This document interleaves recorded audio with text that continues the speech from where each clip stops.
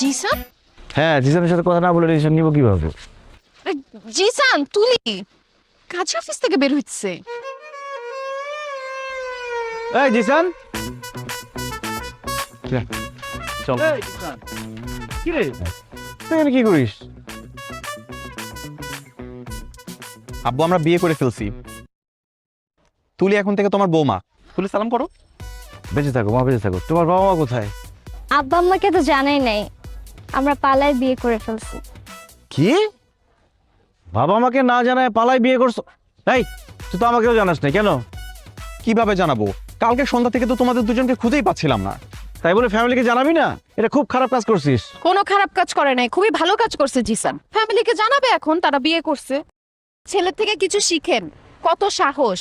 বাবার আগে ছেলে বিয়ে করে ফেলছে আর আপনি তো কিছুই করতে পারলেন না, খালি ভেবেই গেলেন। বাস, আর একটা কথা বলতে হবে না। এই মালা দে, এখন আমি বিয়ে করবো। আসেন কপুর, কাজী অফিসে যায় গিয়ে তারপর কবুল বলেন। এই সাক্ষী ডাক দে। হ্যালো দোস্ত, কত দূর গেছোস?